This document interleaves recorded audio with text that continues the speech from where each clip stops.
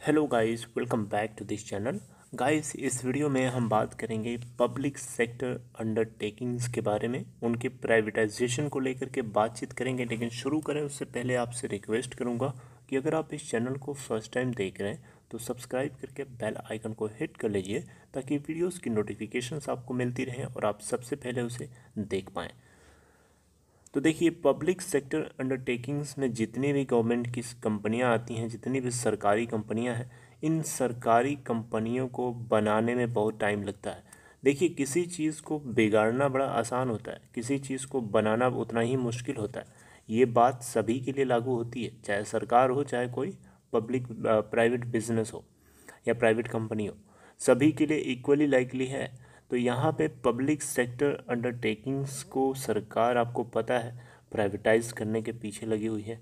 आपको बताना चाहूँगा, financial year, physical year, current financial year के अंदर जो फरवरी का मंथ था, उसमें फाइनेंस मिनिस्ट्री निर्मला सीतारमन जी ने साफ साफ मेंशन किया था कि जो नेक्स्ट फाइनेंशियल ईयर शुरू होगा, फिजिकल ईयर 2022, उसके अंदर दो बैंक्स बेसिकली होंगे जो कि पब्लिक सेक्टर अंडरटेकिंग्स होंगे, और इसके अलावा एक इंश्योरेंस कंपनी हो सकती है जो प्राइवेटाइज करने की लिस्ट में शामिल हो सकती है, राइट। लेकिन यहाँ पे आपको बताना चाहूँगा, सिर्फ यही 3 ऐसी कंपनीज नहीं होंगी जिनको सरकार प्राइवेटाइज करेगी।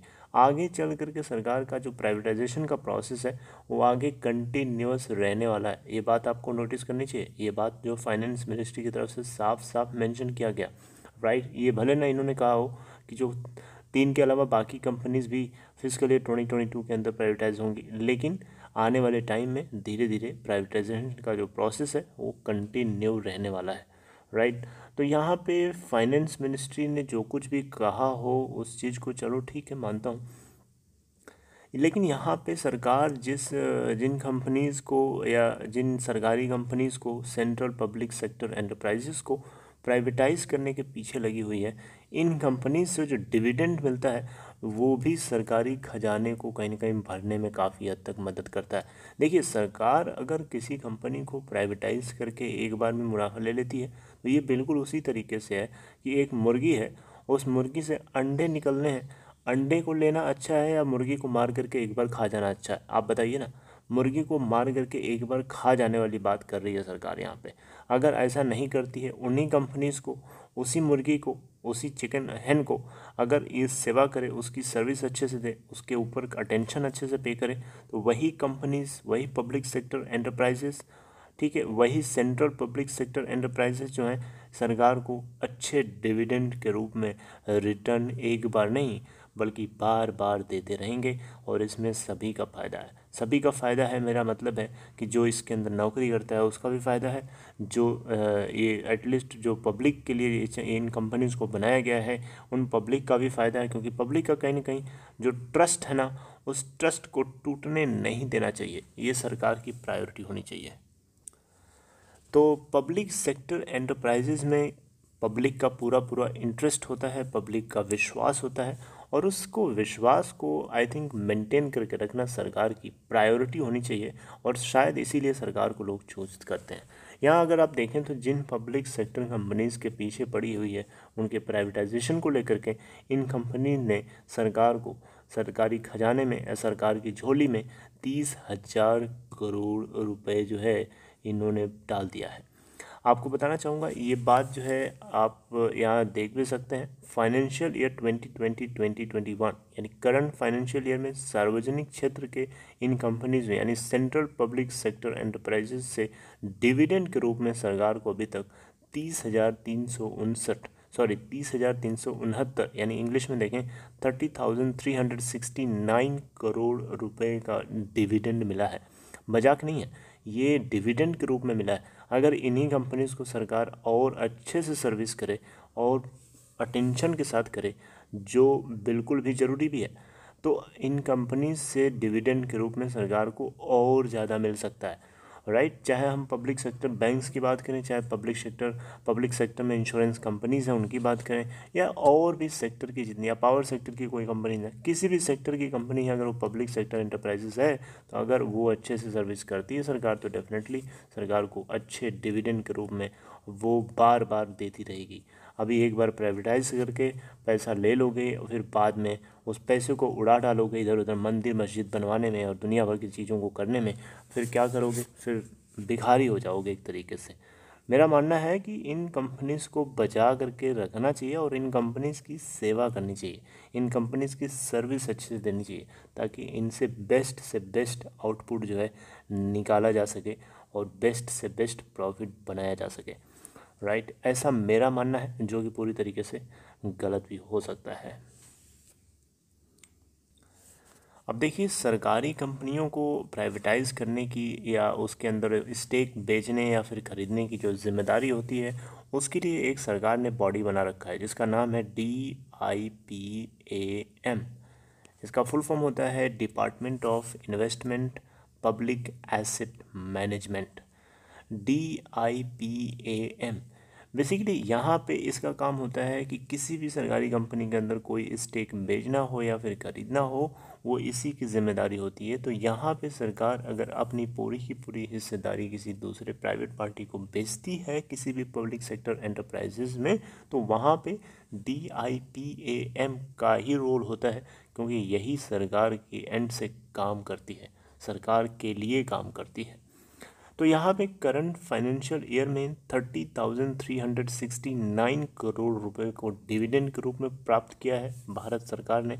ये बात DIPAM की तरफ से ट्वीट के जरिए बताया गया। आप यहाँ देख सकते हैं, इनका ट्वीट है, सेक्रेटरी की तरफ से ट्वीट किया गया है department of investment public asset management की तरफ से।